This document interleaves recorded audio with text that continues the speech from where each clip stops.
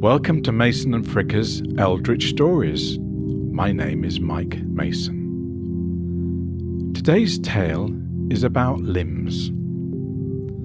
Limbs are important, so when something isn't quite right, it's off to the doctors we go. The room was hot. Jeff had been there for a while, pacing back and forth. It was the waiting that got to him. A low table offered a selection of glossy magazines, arranged in annoyingly neat rows, each bearing a sticker requesting they were not to be removed from the room.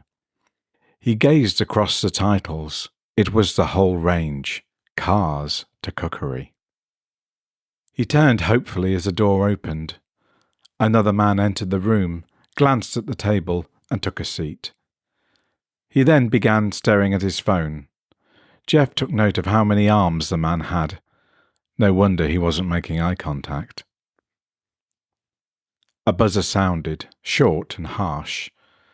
Both men looked up at the screen mounted high on the wall. Jeff saw his name and felt a wave of relief wash through his body.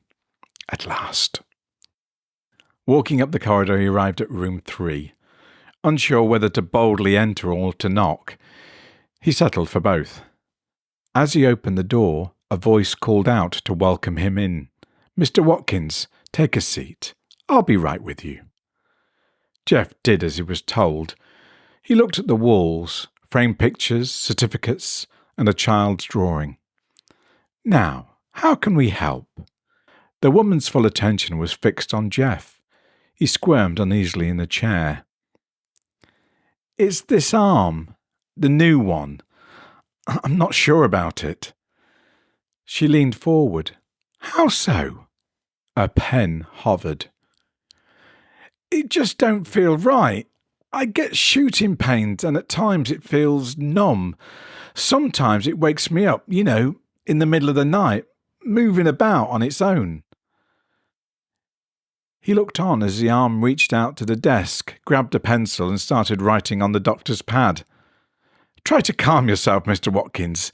Take a deep breath," the doctor urged. "It's not me, it's the arm," Jeff cried, seizing the rogue limb and pulling it back. The arm twisted in his grip. He heard the pencil snap. The arm stabbed the blunt end repeatedly into his own thigh. He bent forward, pinning the arm between his chest and thigh. This wasn't going how he planned. The doctor was standing beside him now, a hand on his shoulder. Questions about his sleep, his drinking, his drug use, his mental health. Something about an assessment. Another appointment with someone else, a consultant. He knew what this would mean. More waiting.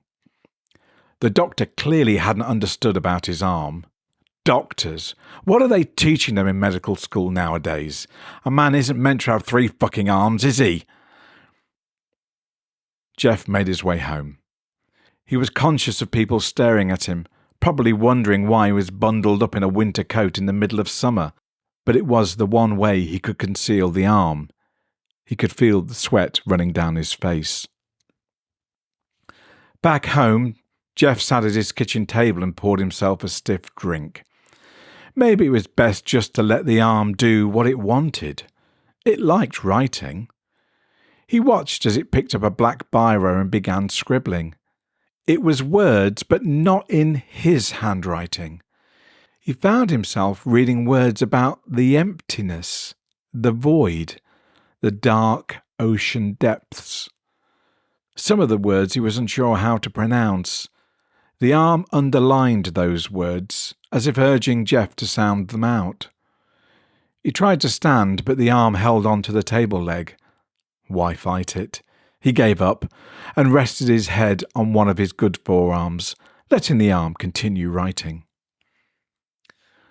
When he awoke, the sky was getting light. His eyes were hazy with sleep, but he suddenly registered someone outside, sat on one of his garden chairs. He walked over and tapped on the window. The stranger looked up, an elderly woman. Had she been asleep or just waiting? He couldn't tell. She approached the window, palms raised as if to show she meant no harm. She looked harmless enough. He opened the patio door. "Can I help you?" "Yes, love. I'm here for the book." She smiled at him. "Book? What book? What are you talking about?"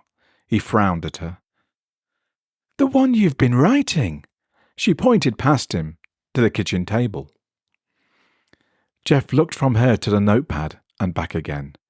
"How do you know about that?" "It's just rubbish. You don't want that."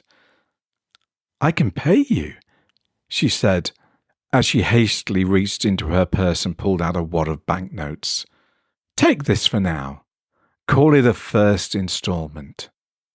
Jeff took the money, feeling it would be rude to count it in front of her. There had to be over 100 in used notes. "No need to say anything, love. You just keep writing. Call this number when you've written more." She handed him a card. She patted his arm. The arm. "You've got something special, my dear. It's a gift. A gift from God." Our tale today was The Gift, written by Paul Fricker and read aloud by Mike Mason. Find out more at eldritchstories.com. And join us again next time for more chilling tales. And remember, keep it eldritch.